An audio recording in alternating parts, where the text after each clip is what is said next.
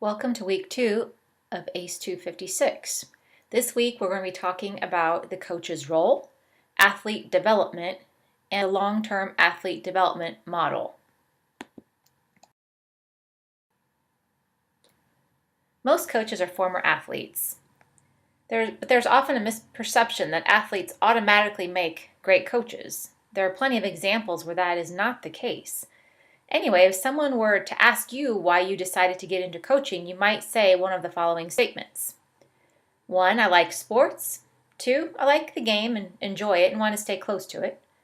3, I like my high school coach, so I decided to become a coach too. 4, I want to be a college coach someday.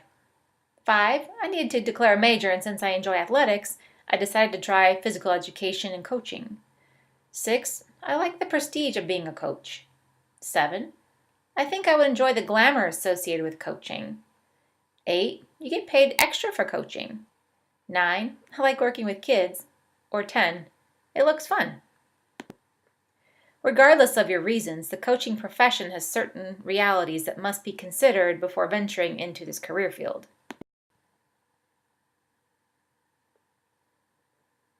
This slide is from Sabic and Sabic 2017. It's called the Coaching Iceberg. Coaching is rarely a lifelong occupation. It is a huge drain of time, energy, health, stress, and coaches are prone to getting fired. Look at the iceberg picture on this slide.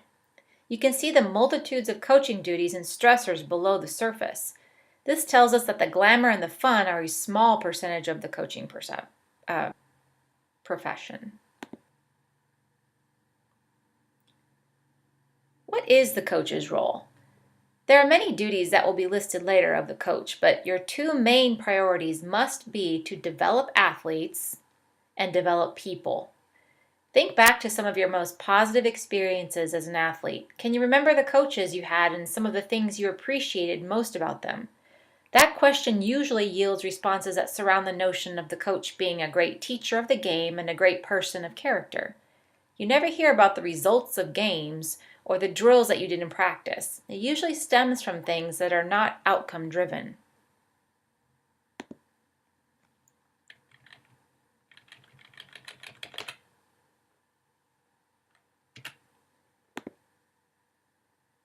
There's no doubt that the role of coach is complex. Look at the quotes on this slide. You can point to athletes and the sport environment.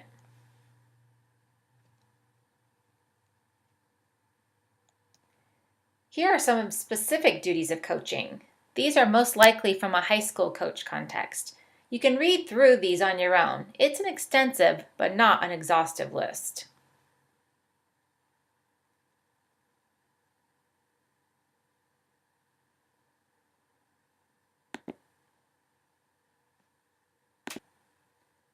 So first, our focus as coaches is on developing the athlete. In the context of youth sport, the focus is certainly on development and not necessarily competition results. Everyone loves to win, but not everyone will. How do we negotiate that to our athletes? Do we tell them that they are only worth something if they win the game? Or do we try to value the process of development, knowing that great coaching often yields successful outcomes? This is a tough concept for young coaches, especially in America, to consider. Consider for a moment your definition of athlete development.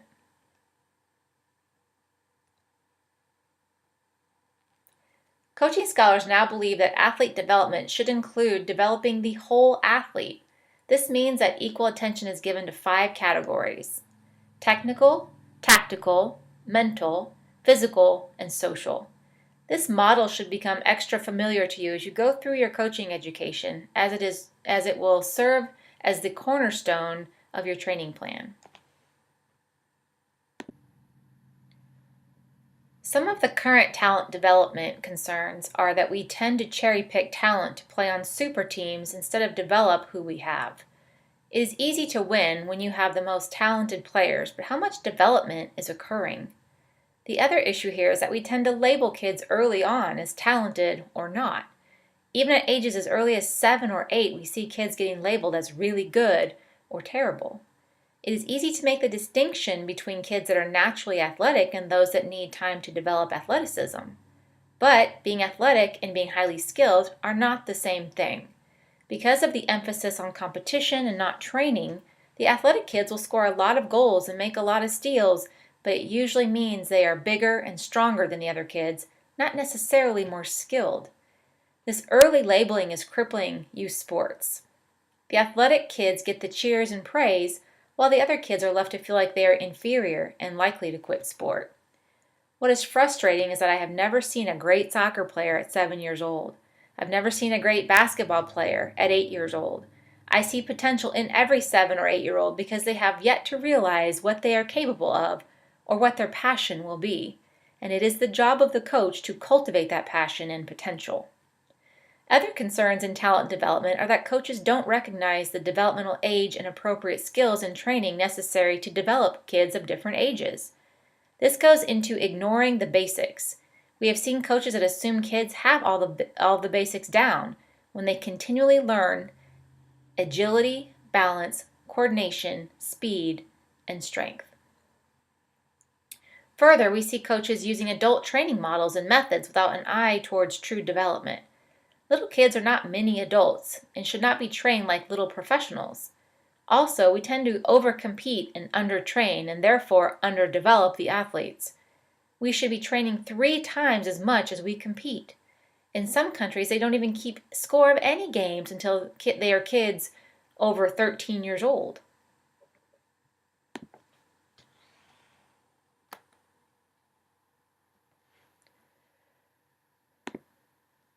Finally, much of sports science is ignored, falling below gut feelings and old school methodologies. This is a dangerous approach to coaching. For example, some coaches, in an effort to toughen up their players, choose methods that are unsafe. You may have read about teams in the past that have had their players hospitalized for heat exhaustion, heat stroke, or a severe overtraining condition called rhabdomyolysis, which is extremely life-threatening. We as coaches need to remember that it is ultimately about the athletes. Put the science in your training methods. Keep your egos out of it.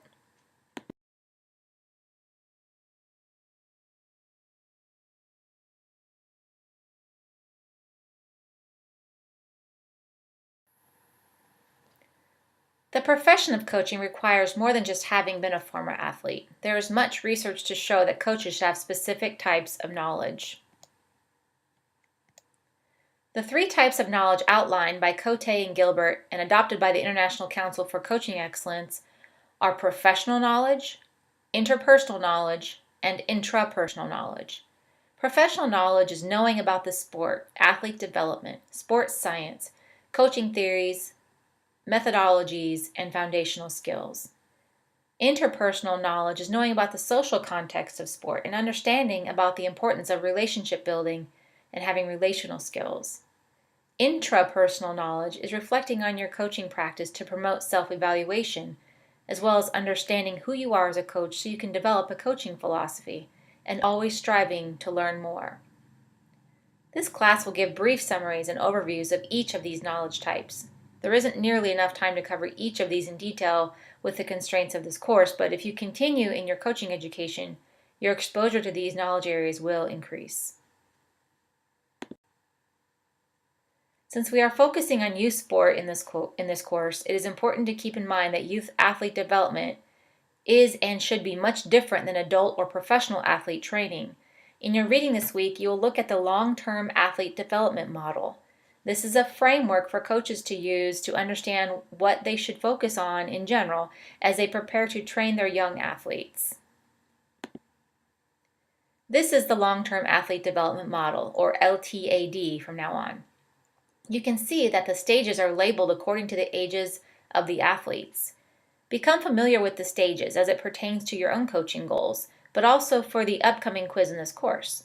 You'll notice that there are 2 primary categories for this model: physical literacy for ages about 0 to 12 and active for life for ages around 13 and up.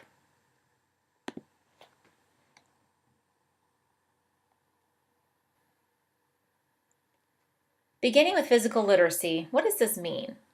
According to Shape America, physical literacy is the ability to move with competence and confidence in a variety of physical activities in multiple environments that benefit the healthy development of the whole person.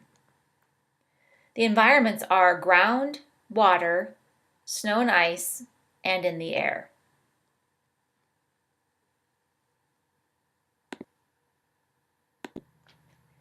The movements and skills for physical literacy are listed here: running, jumping, swimming, rhythm, catching and trapping, agility, balance, coordination, kicking, striking, throwing. So as a coach of kids ages 0 to 12, you must understand that part of your job is to develop these fundamental skills and foundational movements within your sport context. Stop for a minute and imagine coaching a group of 5-year-olds in your sport. What is one game that you might use to develop one or two of these foundational movements? Now think about how you might modify this for an 11 or 12-year-old.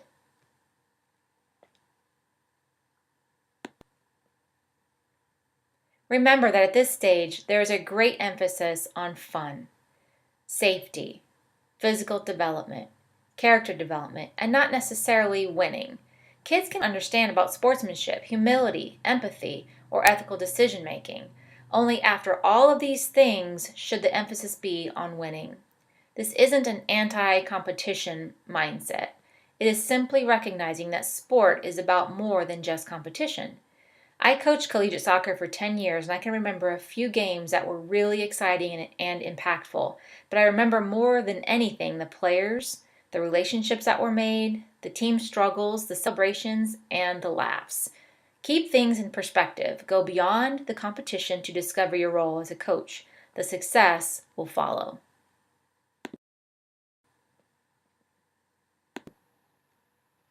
Looking back at the LTAD model, and particularly at the Active for Life category, you can see that the ages of this category refer to boys and girls of about 11 to 23 and beyond. Of course, we know that not every athlete is meant to go be an elite professional or Olympian, but the goal is to remain active for life. That being said, we know at about age 16, depending on many factors, people choose a performance or participation pathway. To put the sport participation performance pathway into perspective, research on the age of Olympians in both the US and Canada showed that for each stage of the LTAD model, Olympians were about 1 to 4 years ahead of other athletes in their maturation and thus their training. There are a number of reasons for this. 1, the physical growth of the athlete, and there will be some genetic determinants there. 2, an emotional maturity level. 3, their mental skills and ability. 4, different opportunities for different genders. 5, environmental opportunities. 6, the culture. And 7, the nature of the sport. For example, gymnasts are much younger elite athletes than soccer players or hockey players. The performance pathway of the Olympic level translates to great amounts of dedication and training. For the athlete and coach, this averages out to more than 3 hours of training or competition daily for 10 years. The general model here is 10 years and 10,000 hours to achieve elite status.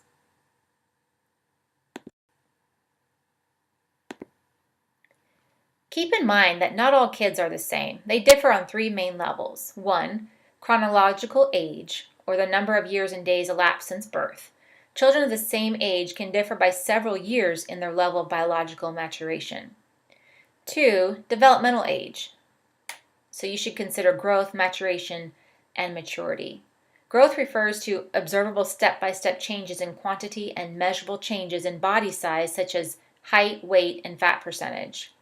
Maturation refers to qualitative system changes, both structural and functional, in the body's progress towards maturity, such as the change of cartilage to bone in the skeleton. And developmental refers to the interrelationship between growth and maturation in relation to the passage of time. The concept of development also includes the social, emotional, intellectual, and motor realms of the child. Training age in history. Some kids begin to train sooner because they have older siblings. Some kids come from very athletic parents that model sport behavior. And there are certainly factors around culture and environment that help to determine how kids develop within sport. To foster proper athlete development across the sport continuum, we need coaches who work at all levels, Some of you in this class might not have any interest in working with kids. Maybe you plan to work primarily in collegiate or professional athletics. But here are some realities.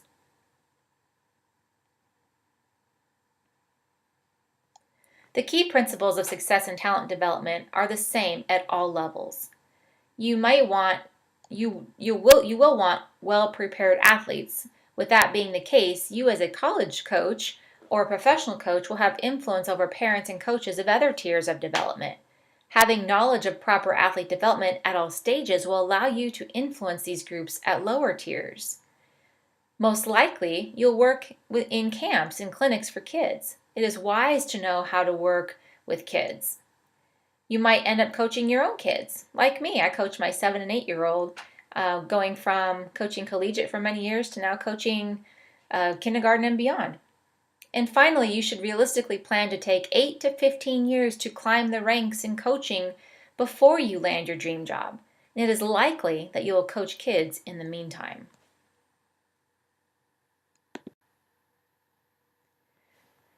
If you do find yourself working with young athletes, please keep in mind that they are not mini adults. They aren't motivated the same way, and they should have the right to play in fun, safe, and healthy learning environments that are fostered by you, the coach. This is the Bill of Rights for young athletes. These tenets might help shape your coaching philosophy, especially if you plan to work with young kids. Take a moment and read through the tenets of the Bill of Rights for young athletes and become familiar with these tenets.